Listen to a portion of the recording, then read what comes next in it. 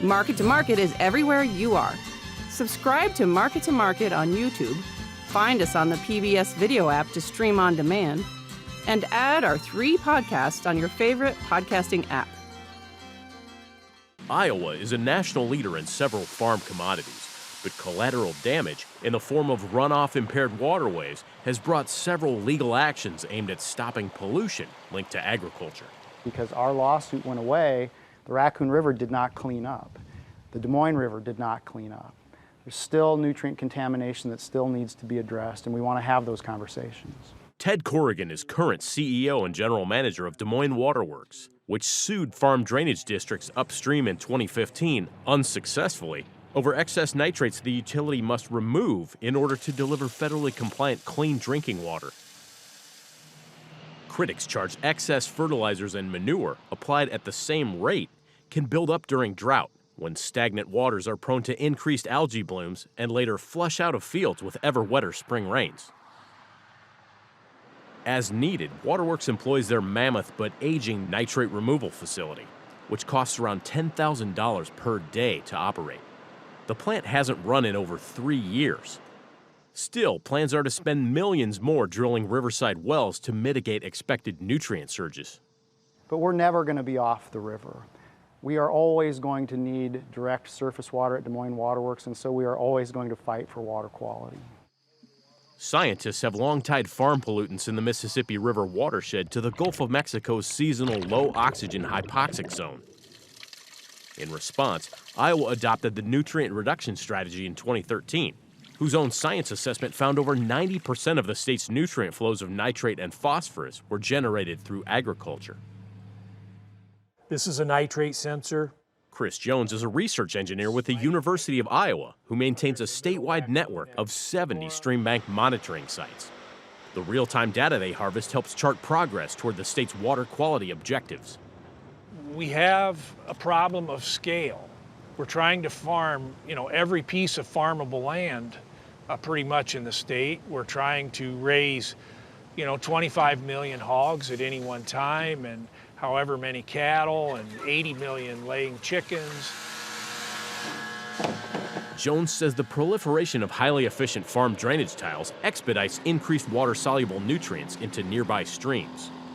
Though some in the field have adopted conservation methods which help harness efficiencies, improve margins, and crack niche markets, he remains pessimistic.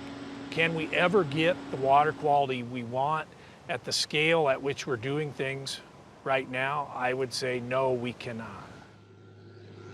Relatively low policy uptake, no timetable for the state's 45% nutrient reduction goal, and what they call a lack of accountability in the program helped lead DC-based environmental advocacy group American Rivers to add central Iowa's Raccoon River to their top 10 list of the nation's most endangered waterways in 2021.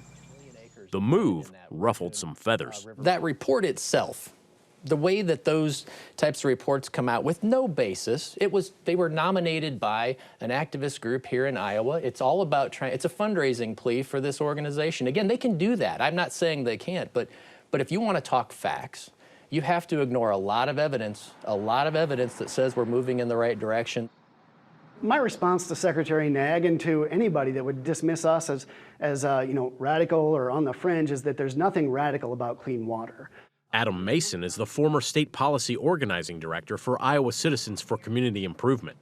Iowa CCI was a plaintiff in another lawsuit dismissed this summer, which sought mandatory water quality regulations and a moratorium on what Mason calls new factory farms.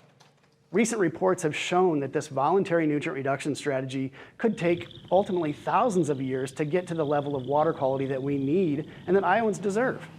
We believe that farmers do know what's best for their farms, but what we do also believe is that every farmer's got to participate. Both cases unraveled after top judges found the judiciary holds no authority to craft new laws. For the second time now, the Iowa Supreme Court has returned the question to the legislature, and we really think that it is the legislature's job to take up the question of water quality and make some meaningful change to improve the situation. We didn't start all of a sudden one day we had dirty water. I would challenge anybody to find a farmer that isn't concerned about water quality and is trying to do the right thing. State of Iowa Representative Lee Hine is a past chair of the Iowa House Agriculture Committee and raises cattle, hogs, and several hundred acres of row crops over 150 miles northeast of the state capital. He served in the State House when the nutrient reduction strategy was introduced and admits though the plan isn't legislation, lawmakers and officials have worked tirelessly to secure funds for its water quality initiatives. We do a lot of different things, whether it's waterways, terraces, the bioreactors, or the saturated buffers.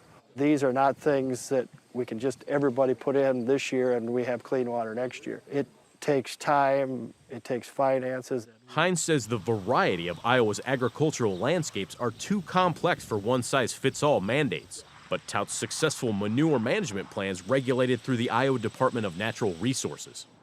However, in September, environmental group Sierra Club, in a legal appeal, accused the DNR of violating their own rules by approving an allegedly flawed nutrient management plan of a concentrated animal feeding operation, or CAFO, expansion near the headwaters of a prized northeast Iowa cold water trout stream.